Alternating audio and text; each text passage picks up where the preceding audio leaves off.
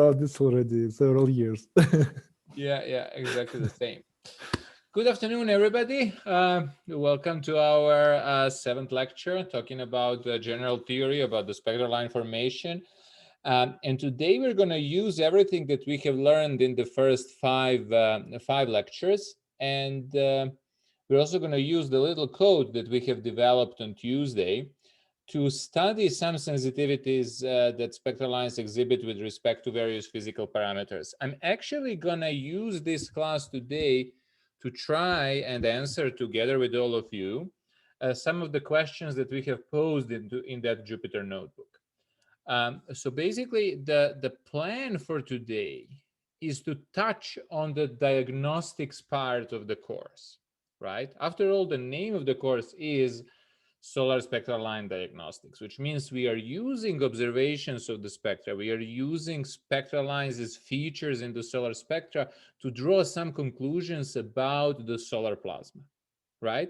And for the moment, we are sort of sticking accidentally, or maybe not so accidentally, we are sticking to the photosphere and maybe a little bit the chromosphere.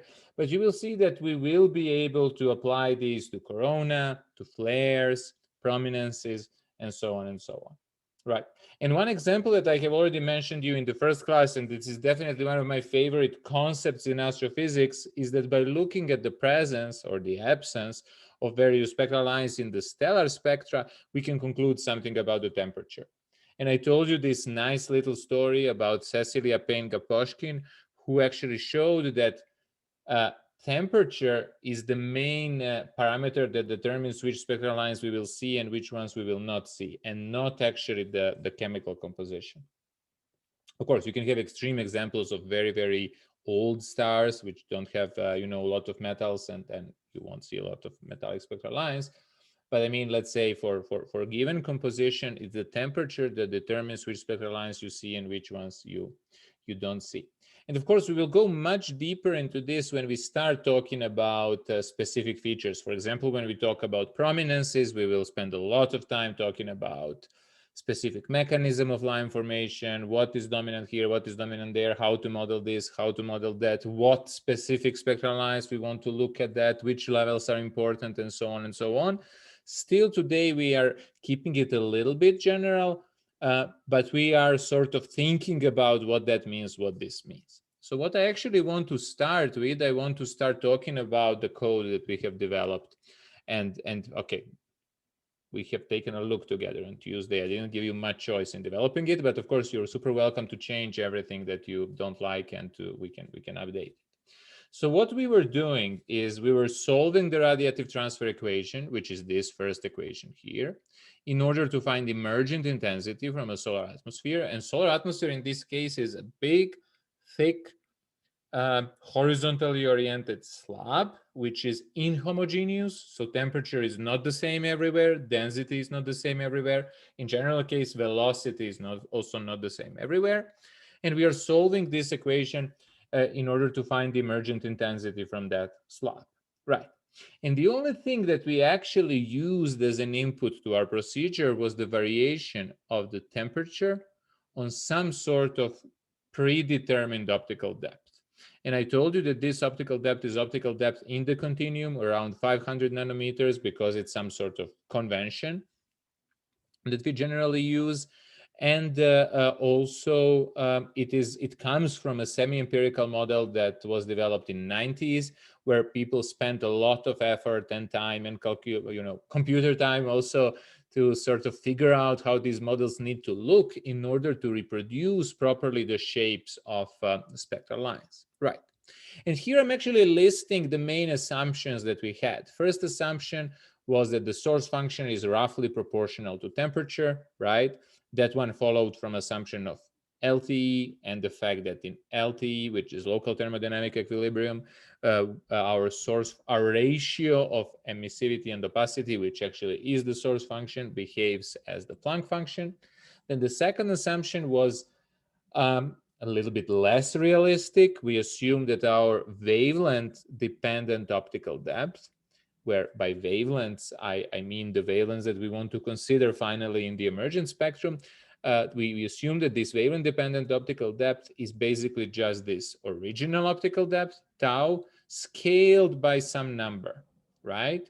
And we had two factors there. We had this R, which sort of regulated how strong the line is going to be, and we had this wavelength dependence coming from this term here that I was calling line absorption profile, right? And finally, for the line absorption profile, we took that it's a Voigt function that depends on of the wavelength, of course, but it also depends on the so-called Doppler broadening of the line, as well as we can call it Lorentz broadening, but what we usually, the term that we usually call for this is damping. And in our problem, we have assumed this damping to be constant. You can actually go around and try it out and see what would happen if you change that.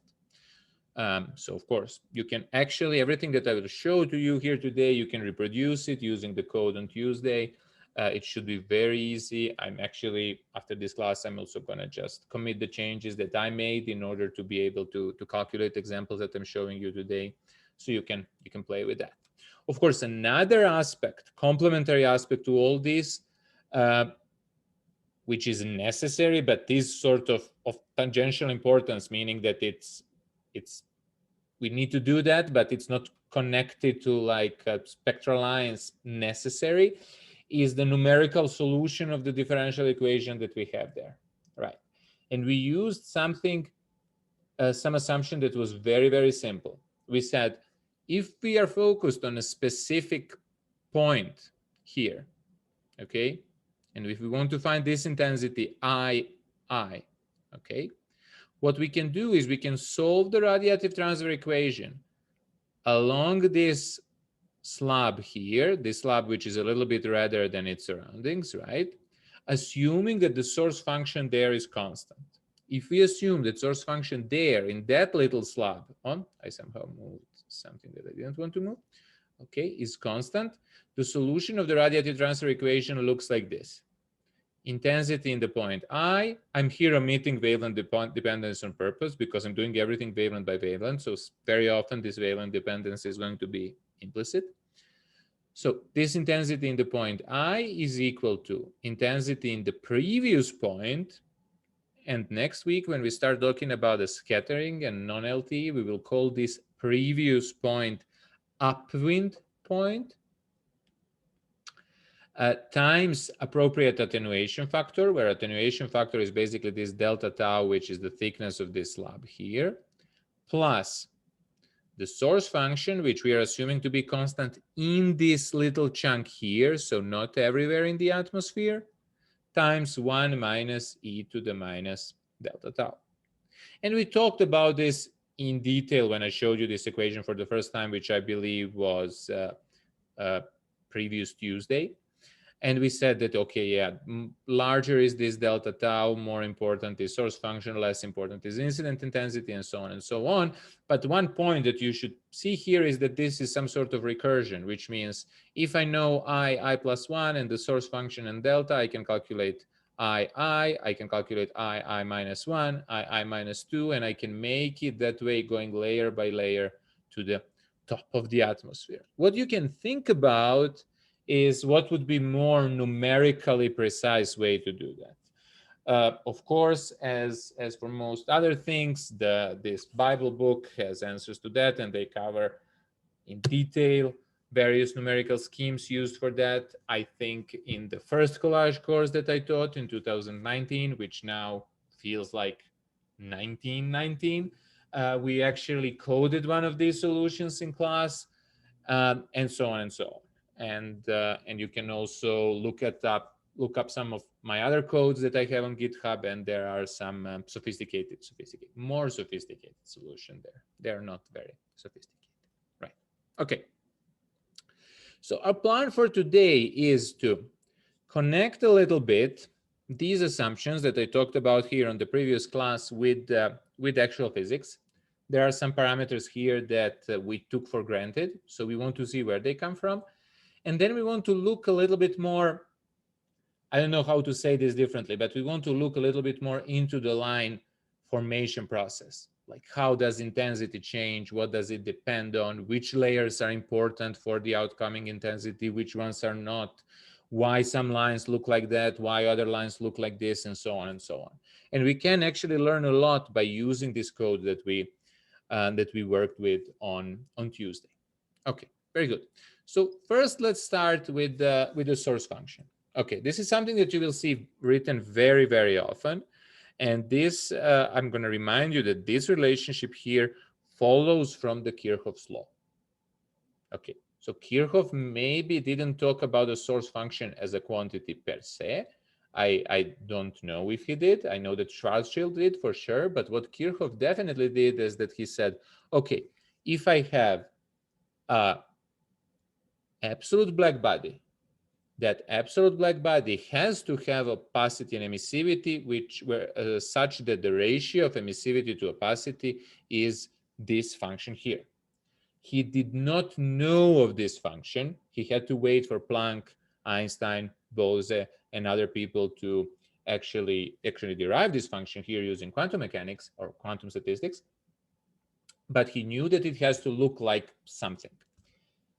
However, since we assume that opacities and emissivities depend in these equilibrium conditions only on local quantities, then we can sort of generalize this ratio of emissivity and opacity to slightly less black bodies, so to speak. So instead of treating the atmosphere as absolute black body, which has completely homogeneous temperature, we will say, well, yes, there are some temperature gradients in our atmosphere. That's true. But simply the plasma is so dense that the collisions in that plasma help establish this sort of equilibrium where I can say that that locally my opacity and emissivity behave as a source function, behave as the source function, that the source function, which is ratio of emissivity to opacity, behaves as the Planck function. It might not be obvious to you right now, but that doesn't mean that the intensity as such is behaving as the Planck function. Right? We know that because for example, we see spectral lines. Like the top of the atmosphere, the source function at the top of the atmosphere can behave as a Planck function, but the intensity won't, because it's the solution of the radiative transfer equation that picks up information everywhere along the line of sight. Okay. This is a good approximation for something that we call solar photosphere, for example, which are deep, well, not super deep since we see them, but the deeper, denser layers and so on. But also departures from this are very usual. Like in the chromosphere, in the prominences, in the corona, you have nothing like this. The situation is much more complicated, and we will discuss very soon departures from the local thermodynamic equilibrium. However, we made even biggest simplification. We said that source function is not only equal to this, we basically said that it's proportional to the temperature. And I asked you in the last class why, and you told me that, yeah, that's when this hc over lambda kt is small, so that you can expand this. But now I would like you to take 2 minutes and to actually calculate how small this is for some typical solar spectroscopy quantities, which means we will take that wavelength is 500 nanometers and temperature is 6,000 Kelvin.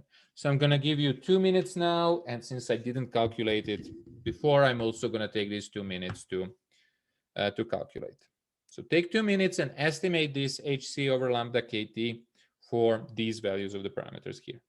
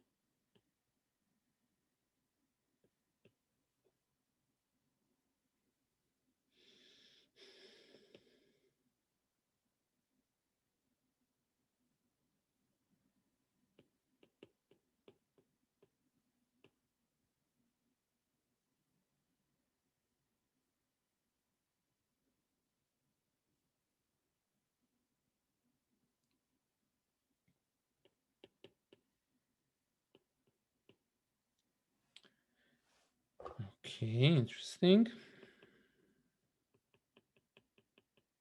Any results? It is good for you to develop the feeling for these quantities and also to know by heart all the constants here.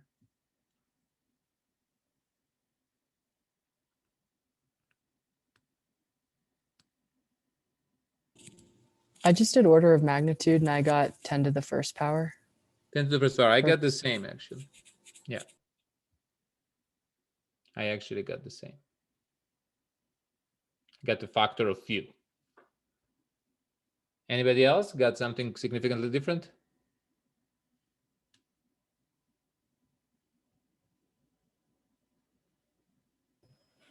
I got 40.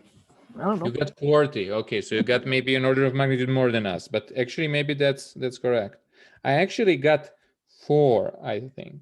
Okay, so there must be either you or I have Yeah. But missed I mean, a 0 or something. yeah, we maybe missed the 0. Yeah. Well, this actually shows you that that the assumption that we made in the previous in the code was not really spot on, right? The dependency should be a bit more dramatic. And if you now go back and you substitute this into the equation, you will see that source function still follows the shape of the temperature, but the variations are more extreme. And you can also, for example, just as a test, you can change the valence to more violet ones or toward the more red ones, and you will see that as you go toward the lesser valence, the dependency is more and more dramatic. As you go to higher and higher wavelengths, the dependency approaches this one where the source function is proportional to the temperature. So that is one thing to change if you want to try and get a little bit more realistic results. Okay, let's go back to our second assumption, right? We assume that our wavelength dependent optical depth is equal to some general scale tau, which is given by the model atmosphere, times 1 plus r, which I called line strength, times the line absorption profile, right? We'll talk about the line absorption profile later, but for the moment, the most sketchy thing here is this line strength parameter that was imposed by us, right? So let's spend a moment talking about what would be a proper way to do this. Well, we know that optical depth is defined in this sort of differential way, right? Where d tau lambda is minus dh. Why minus? Just making sure that you're following.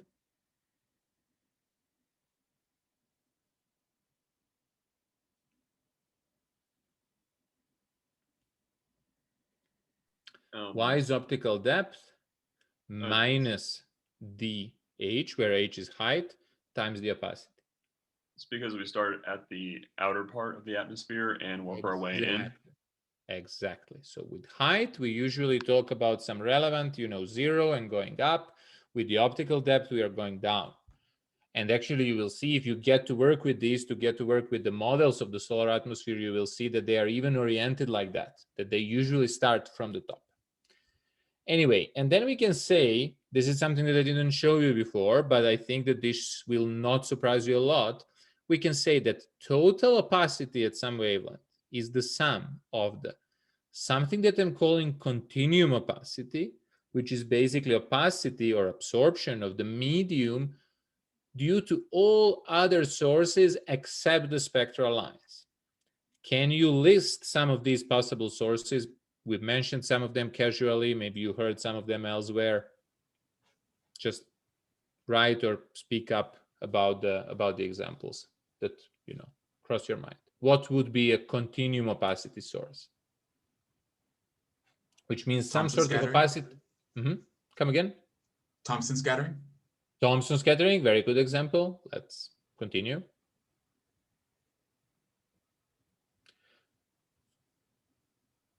How about, so just a disclaimer, these don't have to be mechanisms which don't depend on wavelength at all. This can be any mechanism that relatively slowly or slower than or depends on the wavelength slower than the spectral lines do.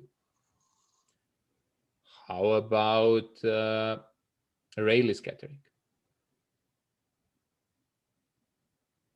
Yingji says ionization and H minus. Very good example. Dennis says molecules.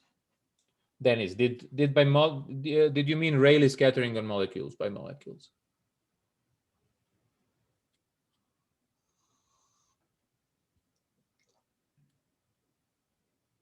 I will assume so. Why is, for example, ionization? Why is it a continuum source? Why does ionization lead to continuous opacity? What is the deal there? Can somebody explain why ionization leads to absorption? What is exactly happening? If you have a sufficiently energetic photon hit an atom, then it will just kick the electron entirely out. And it's a source of continuum opacity because the exact energy of the photon doesn't really matter, except that it has to be higher than the ionization energy. Exactly. Similar thing with like molecular photodissociation. Exactly. Perfect example. Perfect explanation. So if I have a lot of, for example, hydrogen atoms, and in order to ionize them, I need something like, does anybody remember? Something like 91 nanometer or something like that. So in order to ionize hydrogen, which is in neutral state, I need to shoot it up with light that has wavelength of roughly 91 nanometer, right? That means that solar atmosphere is going to be very opaque to these wavelengths, okay? Because all of these wavelengths are going to be absorbed by the hydrogen that is getting ionized in the process. But not only that specific wavelength, but every photon with a wavelength smaller than this critical wavelength will be capable of ionizing hydrogen and will produce some continuous source of opacity. Now, of course, it's not really, that opacity is not really constant. It actually has a specific shape. But again, that shape is much less dramatic than the shapes of the spectral lines. That's why we basically lump all the other sources of opacity into this constant chi c here, and then we add line opacity on top. What is line opacity? Well, we talked about this a couple of lectures ago. By the way, let me answer Ryan's question first. Ryan says free electron scattering, exactly, free electron scattering, or how Jonathan called it, Thomson scattering, which is pretty much, which is basically the same. Now we said that the line opacity in the given spectral line depends on these populations on the upper and the lower level. And I sort of convinced you that that is very hard to calculate, right? And if we wanted to somehow calculate it realistically in our code, we would have to include all these Saha equations, to code them down, to use them, and so on and so on. And that would actually be an excellent exercise for you to do. And actually in homework, I'm asking you to just pose the equations, just to put equations for multiple species together without actually solving them. So you will get to feel basically how that looks like. But obviously we couldn't do that in 1 hour. Like I could have coded that and hidden it from you, but that was not my aim. My aim was that everything is understandable. So I somehow said, well, you know what? That line opacity is something, and I will hide all these things into this coefficient R here. Okay. If you are interested in a more realistic case, actually, last year we did a hands-on, so it's lecture 19 in the COLLAGE2020 webpage, which is given here for convenience. You can go there and you can watch, and there are also links to actual notebooks, so you can take a look. There I was a little bit more enthusiastic, let's say, and I went actually through some very rough calculation of how this would work for hydrogen. But since the situation is much more complicated, I actually wanted to just say, well, okay, that's not realistic anyway. Let's just use this parameter R. Okay. I'm going to ask you actually very soon, what do you think influences this parameter R? But let's be done with our dissection here. And the last thing that we modeled was the line profile, right? And in the line profile, we use this void function, which depends on the Doppler broadening and the amount of the so-called damping.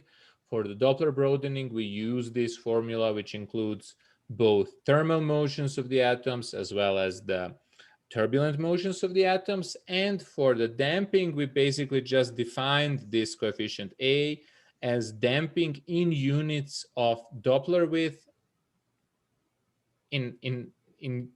expressed in hertz, right? And actually, we don't have so much time to go through it right now, but one thing that you should know is that this gamma damping that we impose to have some fixed value actually depends on two main sources. These sources is this so-called natural broadening of the line that depends on the so-called lifetime of the upper state, as well on the frequency of the so-called collisional as well on the frequency on basically collisional encounters that lead to the broadening of the spectral line. And in principle, this right term here that I'm calling gamma collisional should depend on amount of particles that are hitting your atoms, on their type, on the temperature, and so on and so on, as well as on your atom itself. Like, for example, one line will be much more susceptible to this, collisional broadening than some other line. And actually, I think when we get to talk, I don't know, but I suppose that when we get to talk about the flares, for example, Adam will tell you some much more specific things about this, because he actually works on one of his fields of research is actually modeling very precisely and very realistically how these dampening things influence hydrogen lines in flares. So now when we dissected this a little bit more, let's talk about the specific physical parameters. So now what you saw here were sometimes real physical parameters, like, for example, temperature. Okay, temperature appeared here, right? Sometimes it was microturbulent velocity, which is still somehow physical parameter, but it's not super obvious what it is, right? But some of these were super ad hoc, like this line strength here that I just introduced. Like, what is that? What does that depend on? We don't know. Well, let's talk a little bit about it now. So first thing that what are we actually going to do now is I'm going to go through important physical parameters in the solar atmosphere, and we are all together going to brainstorm and try to list mechanisms why actually is that physical parameter important for spectral line formation. Okay, what does it influence? So the easiest thing to start with is the temperature. So in the chat, or you can also speak up, why is the temperature important for the spectral line formation? What does it influence? Some of the things we see explicitly, some of the things we mentioned over the last lectures, but I think you should be able, with a little bit of reconsidering, you should be able to list some of the mechanisms there. Okay, Yingji says source function. Perfect. So temperature in this local thermodynamic equilibrium influences source function. Very good. Then also Yingji said ionization state. Yes, we talked about calculating these level populations. We said that level populations depend on the population of the particular ion. One of the most important things for the ionization state is actually temperature. Same goes for what Yingji called population, what I usually call excitation state.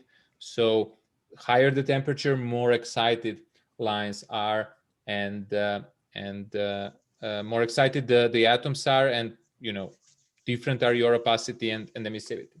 Cole says, zooming out a little, the peak of the black body curve.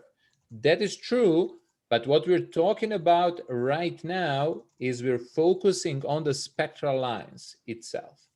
So how does temperature influence the spectral line? But this is definitely true what you said, Cole. The temperature will determine how your black body curve is shaped. But that somehow goes into this first slot that Yingji mentioned, which is actual value of the source function at the wavelength you're focusing. Are there more Aha, Jonathan has a very nice remark here. It will also determine the collisional rates and therefore the line damping. Exactly. Let's talk about this one a little bit. Higher the temperature, more quickly the atoms and other particles are moving, more often they're hitting each other. Higher is simply frequency of these collisions, and we have more collisional damping. Is there something else that we forgot? We will also see that some other types of collisions are important for something else later, but we don't have to talk about it. There is one very explicit dependency that we actually saw in the previous slides.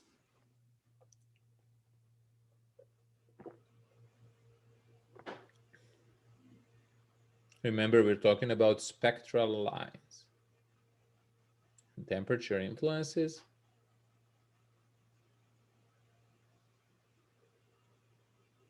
Like this one is maybe the most, maybe you can't, what do you mean by wavelength, Megan?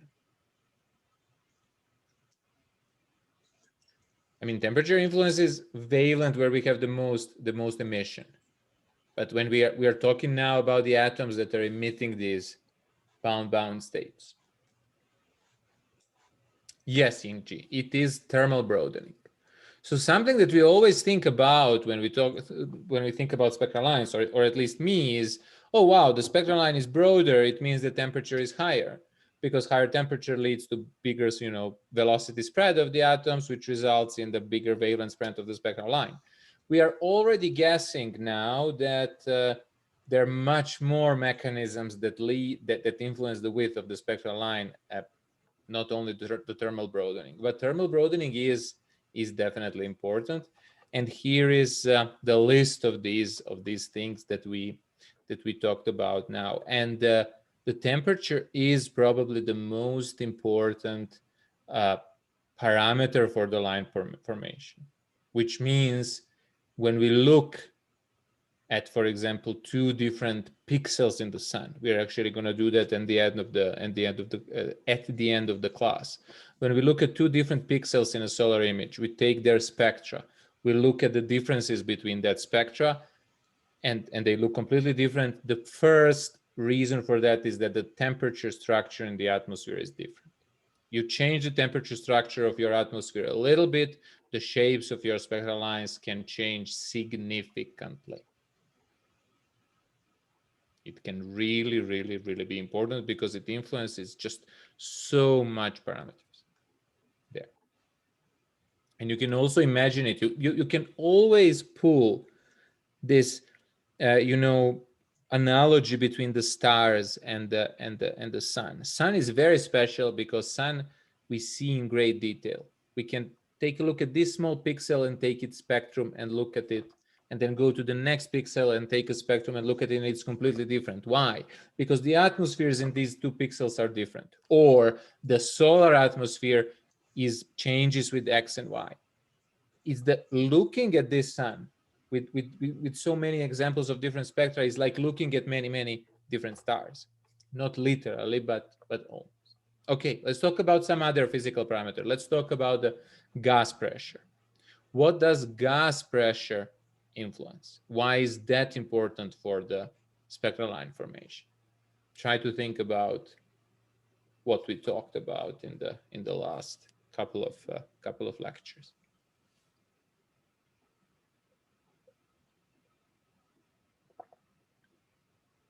Ryan says pressure broadening. Very good. So if we have more dense medium, there will be more particles, there will be more collisions, there will be more broadening. Okay, very good. What else? What does gas pressure depend on? Let's put it that way.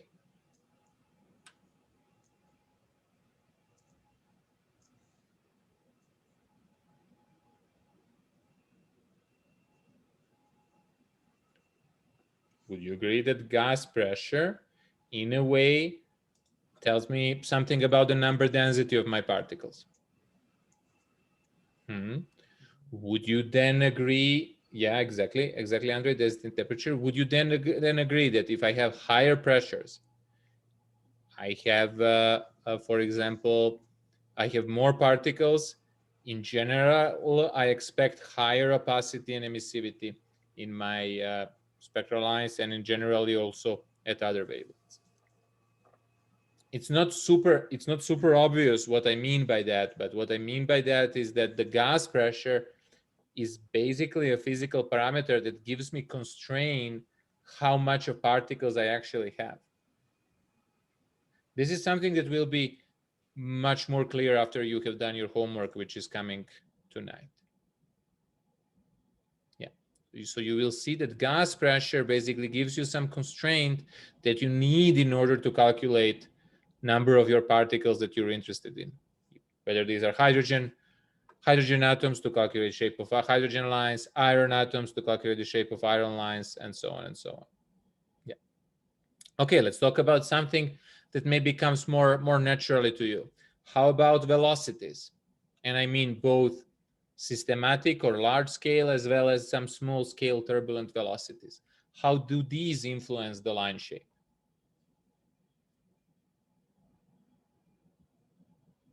Cole says Doppler broadening, exactly, and the sheaf of the line, very good. So first of all, when we have these small scale velocities, they will cause the Doppler broadening. And if we have the large scale velocities, they will scale the shift.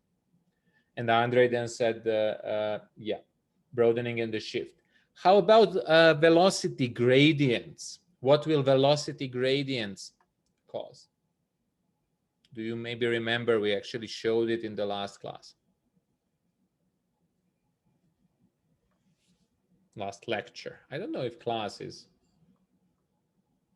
class or maybe lecture is. Asymmetry, yes, exactly. When you see asymmetric spectral lines, that basically means that there is some sort of velocity gradient happening. And you can, again, take the Jupyter notebook from the last class, plug in various velocity gradients. You will see that lines become asymmetric very quickly. Today, we're actually going to understand what is happening there. There are some more exotic mechanisms there, and we will talk about some of these, for example, when we talk about prominences. There is something called Doppler dimming or Doppler brightening, which becomes very important when we start talking about the scattering. So putting scatterings and velocities together leads to many headaches, but beautiful headaches. Super subtle, super fancy, super beautiful effects where you know this distribution of the photons interacts with this, depends on how the shift of absorption moves left or right and what happens there. That will be something very interesting, and I will spend I will give my best to explain you what these things are and to make you appreciate the beauty of these scattering problems. Okay, and for the end, let's talk about something that is probably not very obvious right now. Oh, Michael, that's a very good question. I'll go back to it when we are done with this topic with the next question. Next question is, how does magnetic field influence line formation? And in the meantime, I will think about Michael's question.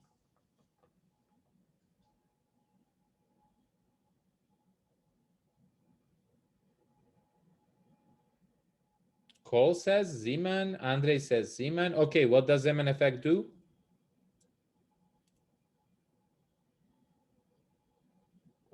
Line splitting, very good. Anything else? Anything maybe not related to the things that we talked about so far?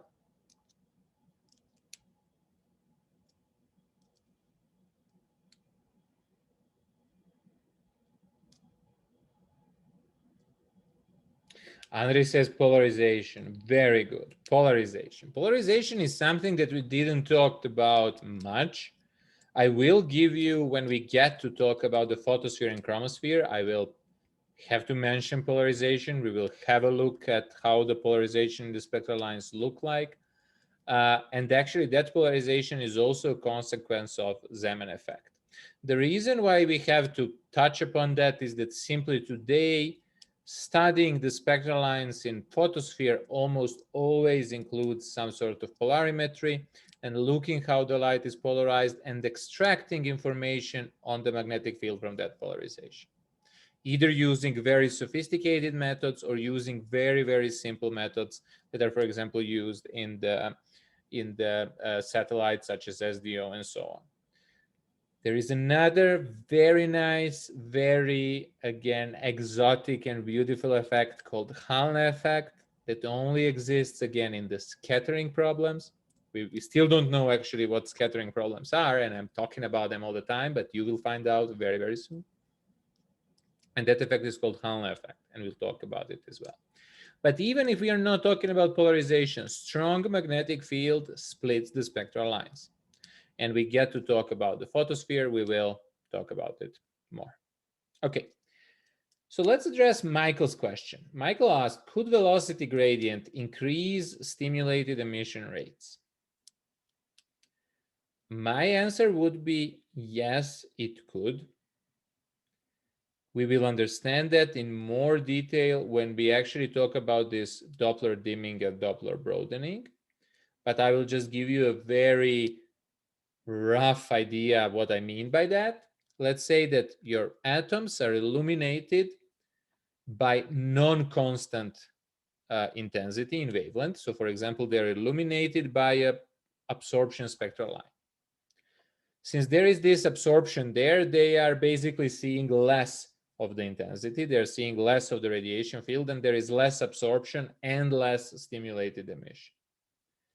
However, if I now make these atoms move with some velocity, the way they see that spectrum, there will be some shift either to the blue or to the red. So they will actually maybe not see an absorption line, but they will maybe see continuum, which means they will see more intensity, which means there will be more absorption and more stimulated emission. I don't know if it answers the question, Michael. We are going to analyze this effect in detail when we talk about prominence. And this is precisely what I mean by Doppler dimming and Doppler brightening. And what I just explained is in a way Doppler brightening. But we will go back to that in some time. So don't quit the class, please. Okay, anyway. So basically now what we will do for the rest of our course is we will actually go deep into the details of the things that I just talked right now.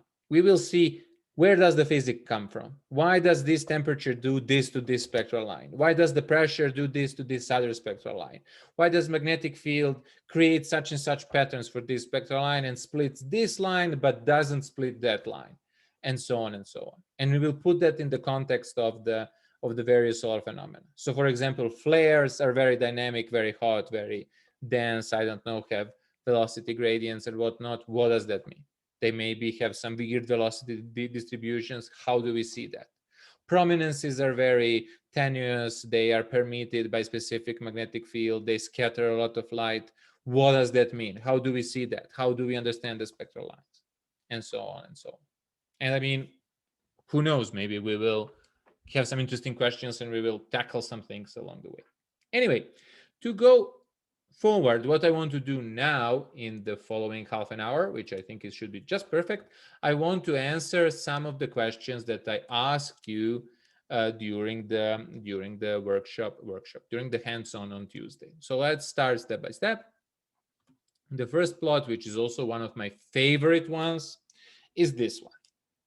If you remember what this was a plot which showed how the line shape changes when I change this ad hoc parameter R, right? Which was like line strength. And you see that the line changed from a typical, not super interesting absorption line. It changed to stronger and stronger absorption line with stronger and stronger wings. And finally, it ended up being a very strong absorption line with an emission core. Okay. I don't want to go too deep in what this line strength parameter implies, but let's just say that this is the parameter that determines how opaque is the line.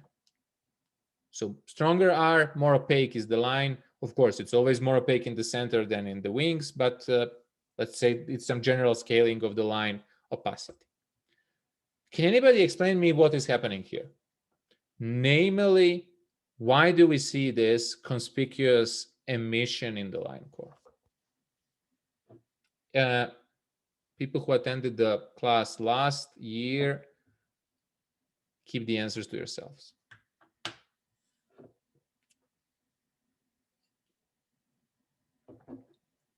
Ryan says saturation. How does saturation lead to the emission in the line core?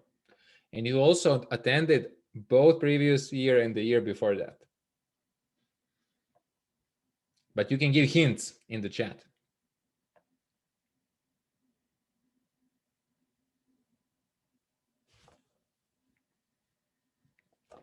Gonna go fill up my glass, and to help you, I'm gonna plot side by side temperature stratification and the spectra for different line strengths.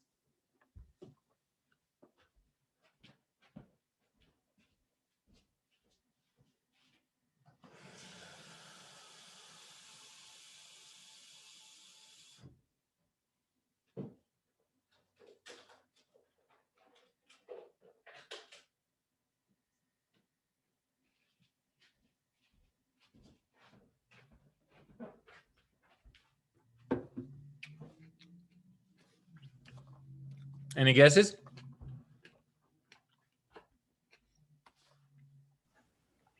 Okay, another hint. Think about the fact that at given wavelength, what we see in the emergent intensity is the source function at optical depth equals 1 on that specific wavelength.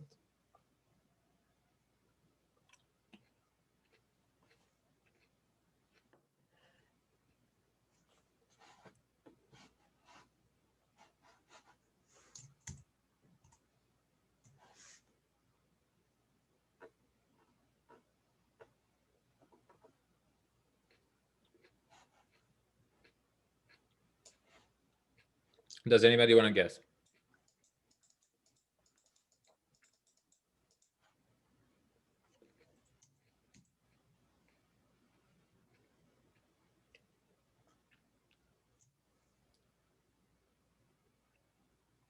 Okay, let's then do it together. Let's focus on the blue spectrum here, which was the default one. Okay. Why do you remember? Why does the spectral line show up as the absorption line at all? We talked about this as well.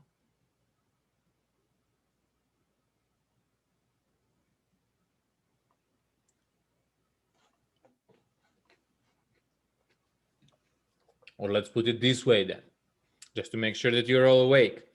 Do you remember that at some point we sort of convinced ourselves, if the source function was constant in the solar atmosphere, if temperature was same everywhere, there would be no spectral lines? Put plus in chat if you remember that.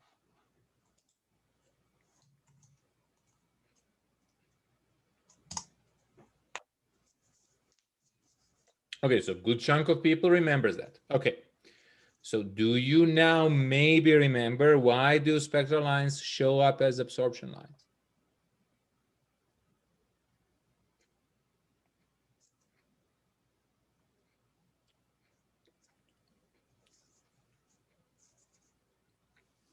Okay, we have to pay more attention than to this. So I'll try to come up with some toy models for the next class before we move on. But let me try and explain it this way. So let's focus on the blue line here. It's an absorption line. We see less intensity in the line core, which is here. So try to ignore all the other colors. Just look at the blue. There is less intensity here than there is in the continuum, right? What is the reason for this? Well, we know that line absorption profile has very weak absorption far away from the center and very strong absorption in the center, right? Yingji said that source function decreases with height. Yes, we're going to use that right now. What does that mean? That means that in the continuum wavelengths, when I look where my tau lambda equals 1 point in the atmosphere is, it's going to be somewhere. Let's say that it's somewhere here around 0. Okay, this tau here actually is tau in the continuum, right? And I see something around 6 point something thousand Kelvin, which makes sense, right? However, in the line core, my opacity is larger, which means that my optical depth is bigger, which means that optical depth equals 1 lies higher than the optical depth in the continuum. Does that make sense? Or to say it in a different way, since wavelengths in the line core are more opaque, I see more shallow layers than what I see when I look at the wavelengths corresponding to the continuum. Does that make any sense?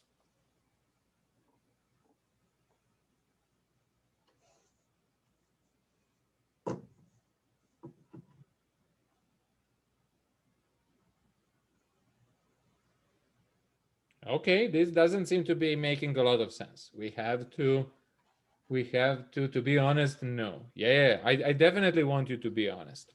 Why don't we involve a whiteboard into this? Give me a second, and I'm gonna try and sketch something for all of you. So I'm gonna log in from my tablet, and I'm gonna try and sketch some things for you.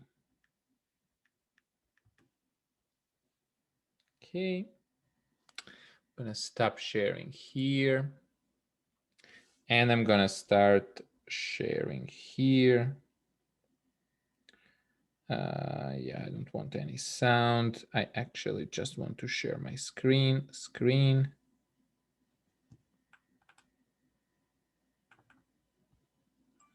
Okay, you should be seeing now piece of paper. Okay, let's do it step by step. Right. So at some point I said that let's all remember this one thing. When I write, let's look at it this way. When I write that intensity at some wavelength lambda, but actually let me use a little bit thicker pen for this. When I say that the intensity at some wavelength lambda is, let's neglect the incoming intensity on the bottom of the solar atmosphere because it's just super deep. I will write it like this.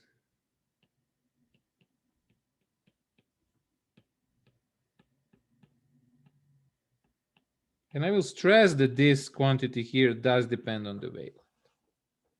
Okay, I think you remember this equation fairly well, right?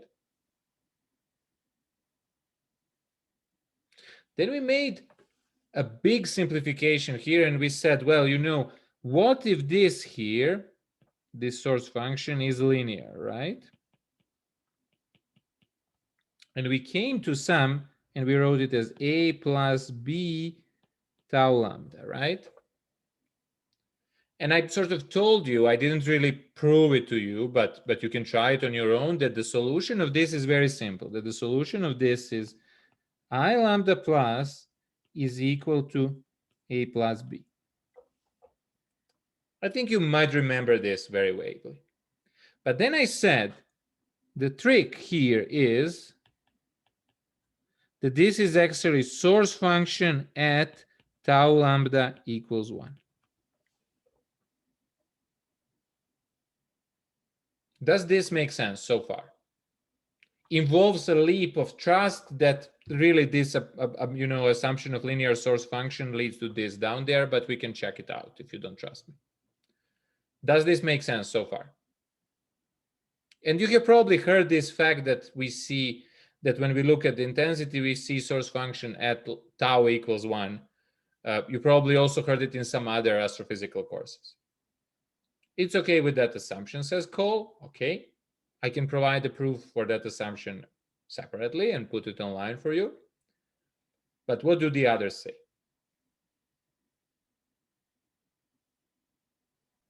Like simply this. Approximately, not really identical, but approximately is this. Okay, good. So now let's forget about the optical depth in the continuum. Let's forget about this coordinate at all. Let's use height instead. We know that our I'm actually sorry, but I'm writing it using height as the scale. We know that our temperature, at least in some chunk of the atmosphere, is dropping off. Do you agree with that? I hope you do. That's simply something that we know. Let's forget about this temperature rise at the very end. And we also know that now, looking at the wavelengths, our line opacity is strongest in the center and falls off away. Okay, this was ugly shape. Let's write it again. Let's draw it again. Okay. This is higher opacity here.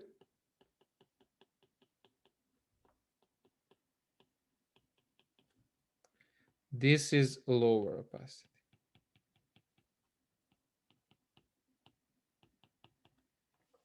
This is simply how spectral lines work, right? Spectral lines are more opaque closer to the center of the spectral line than far away from the center of the spectral line.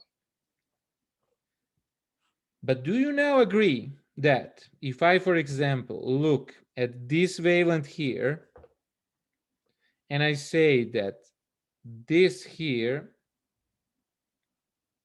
so this is where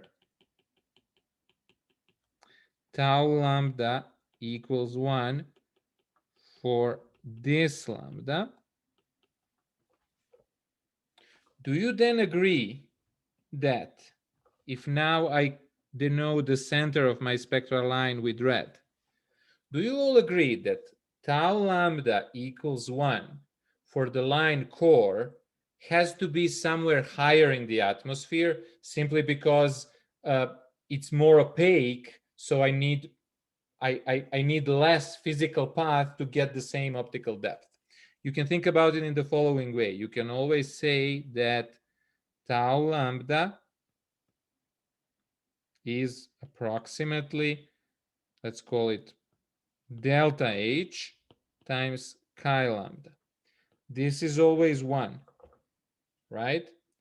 Higher the opacity is, smaller is this delta H. And delta H is basically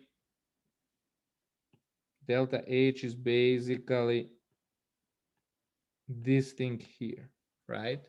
This is the geometrical depth that I need to go into my atmosphere until I reach optical depth equals 1. So now for this wavelength, for this blue wavelength, I need to go this deep to reach optical depth equals 1. But for this red wavelength here,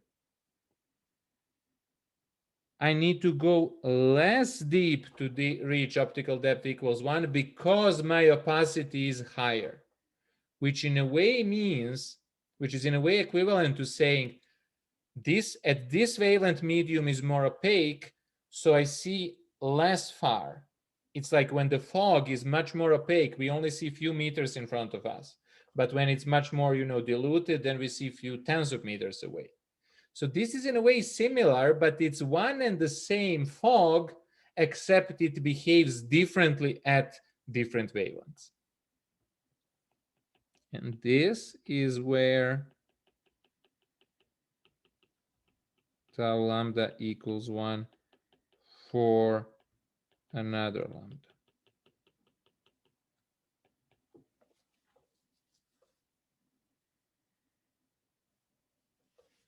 And obviously, if this is higher, this is lower.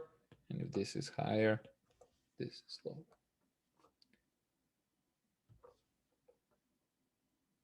Does this make more sense now, or did I lose you at some point?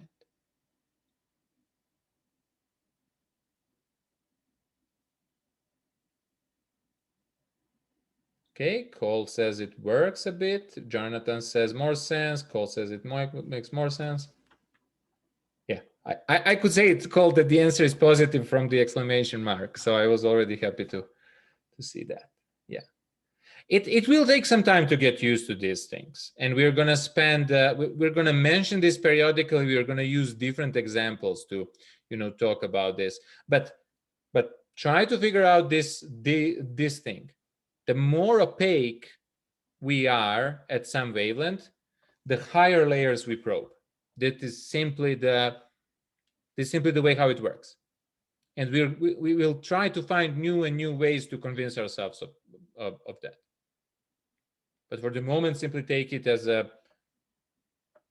axiom of radiative transfer that the more opaque something is, the more shallow regions we see. And the solar atmosphere is simply so deep that it simply can't be transparent enough that you see the other side of the sun. That doesn't work. So you just see more and more shallow until you reach, the deepest layers that we can see, which are basically a few tens of kilometers under the photosphere. So very, very shallow.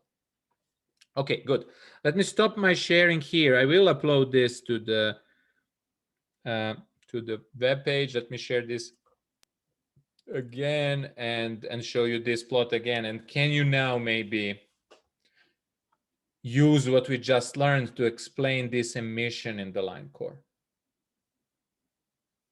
And now keep in mind that this is now flipped. Now the deeper regions are on the right, shallower regions are on the left, but it shouldn't matter.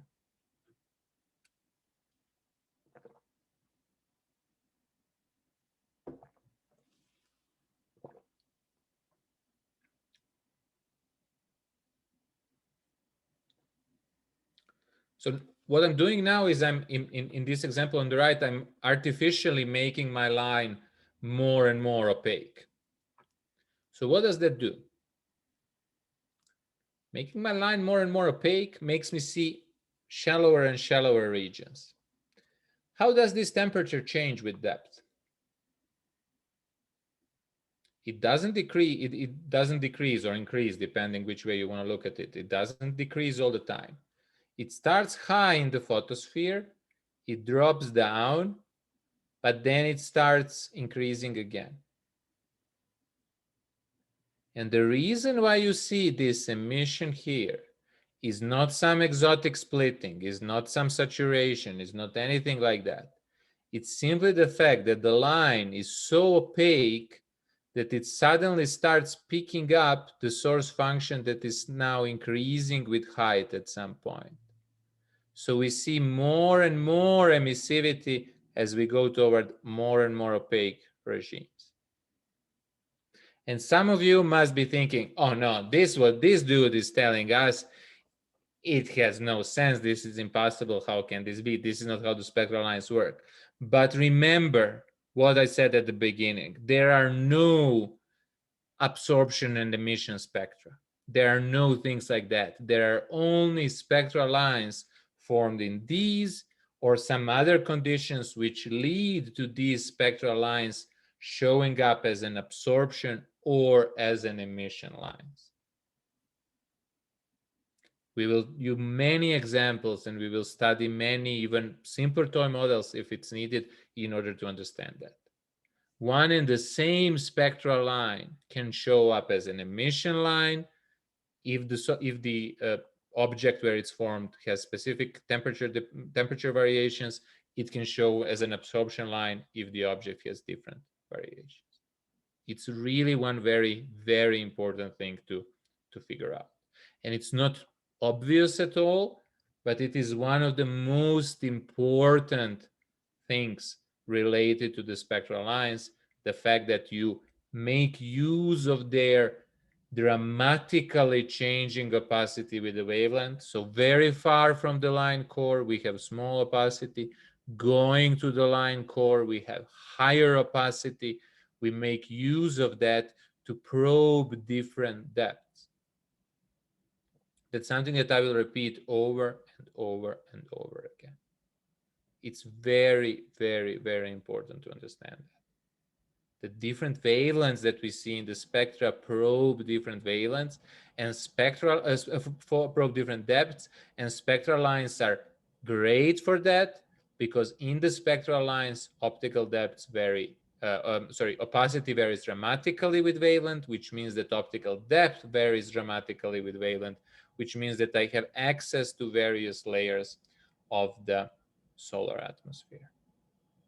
This is something that is very important, and I want you to try to think about it a little bit, and I will also come up with some more examples for the next class to make sure that we have all understood this and that we are all cool with this, because this is one of the most important how to say principles for doing solar spectroscopy, I would say, but it also is, I would say it's also more general thing. We're going to do another example that is not related to this, so don't worry, but I would also like you to think about something different, and that is, how would you explain this asymmetry due to the velocity gradient? So now this has nothing to do with optical depths equals to 1 or 0.1 or 10 or anything like that. It has nothing to do with increasing or decreasing line opacity. It's simply we have an atmosphere. If the atmosphere is completely static, we get the blue spectrum. If the atmosphere as a whole is moving in one direction toward, in this case, it will be moving away from us, we get line shifted toward the red. But here what we have is actually velocity gradient. At some depths, atmosphere is moving away from us. As we are going up, that velocity is changing, and we end up with this asymmetric line profile. Can you now think a bit why that happens? Why does the presence of the velocity gradient create this asymmetric line profile?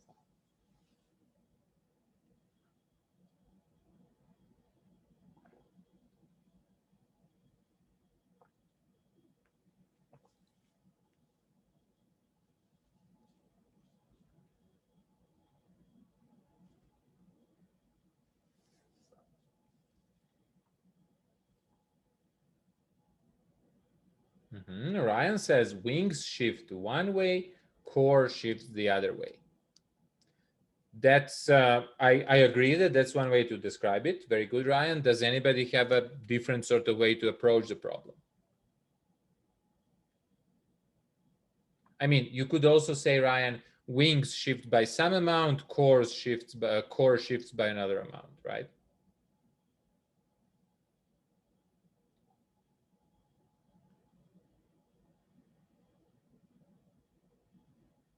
Amanda says greater velocity in the redshift direction. I'm trying to understand. You mean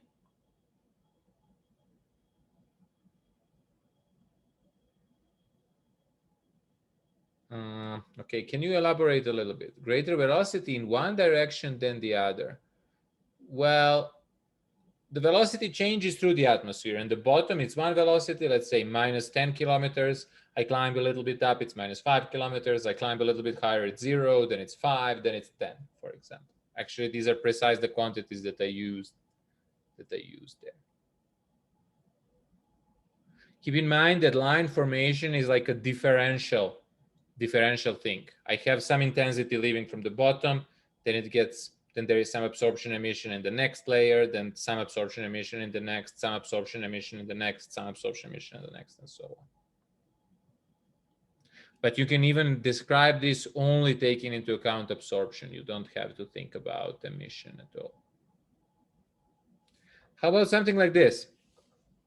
If I was to plot how my, Andre says, the contribution from the lower layers are shifted less than those from the upper. And Yingji says the velocity field makes the red wing more opaque. Ooh, that last one is technically correct, but is very hard to describe. The way I like to think about this is, if I were to plot absorption line opacity at each layer at the solar atmosphere, it would look like this. In deep layers, it would be blue shifted. In high layers, it would be red shifted, okay? Which means now the most bottom layer creates an absorption line at some wavelength, let's say here. Now it enters the next layer. The next layer is absorbing that and, creating another absorption a little bit to the red, and then another little bit to the red, little bit to the red, little bit to the red, and so on. However, not each of these is equally important. They have different, each layer in the solar atmosphere, and that's something that we're actually going to talk about in the next class, and which is something very, very important, is each layer of the solar atmosphere contributes with a different amount. If they all contributed the same, we would just see one very broadened spectral line. But since they are all contributing somewhat differently, then we end up with this combination of many absorption lines of different strands. And that actually leads to this asymmetry. This is something that is not obvious. And actually, I would like to stop here. I don't want to move on. I feel like these are some sort of very new and can be very complicated topics. So what are we going to do in the next class is we're going to try to explain them a little bit differently. And we will, so our goal is to understand better this optical depth equals 1 conundrum and to, resolve it, hopefully. We're going to attack this line asymmetry again, and then we're going to talk about some other concepts. I'm going to stop recording here, and I'm going to be here to answer all of your questions. Actually, we can keep recording a little bit more if there are some questions. And then on Tuesday, we can talk more. Ivan, can you just summarize the reversal of the line core thing one more time? Which one? This one here? Yeah. Yeah, okay. So I'm going to summarize it very quickly, but then I'm also going to come up with more examples and upload them so you can also look there. One way to think about the line reversal is, let's say I look at this blue line, This blue line has some maximum opacity in the line core, and it reaches optical depth tau. So forget that this is tau here. Let's just say that this is like minus height. Left is higher, right is less high, which means deeper, okay? Continuum has some opacity. So it reaches optical depth equals 1 at some height, let's say around here, around log tau equals 0, here where I'm now moving my mouse. However, line core of the blue line is more opaque. So it reaches optical depth equal 1 into a little bit higher place, let's say here. Okay. But now, pink line, I have artificially boosted its opacity even more. So it's much, much, much more opaque than the core of the blue line. So it reaches optical depth equals 1 somewhere here. Okay. So it's actually seeing higher intensity than the blue line.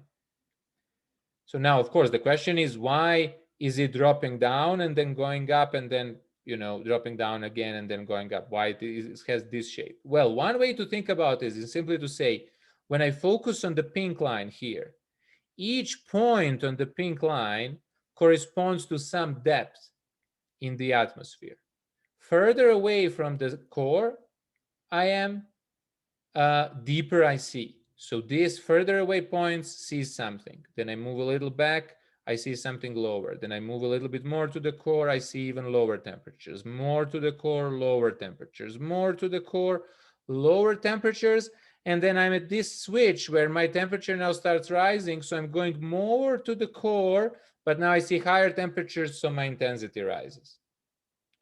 I'm just going to prepare basically an image where I map these things one to the other, and that should maybe help a little bit, I feel like. But this is something that you have to get sort of used to, and at some point it will be good. So don't beat yourself up too much over that. And I can also maybe suggest, I'll try to think if there is an interesting explanation somewhere else.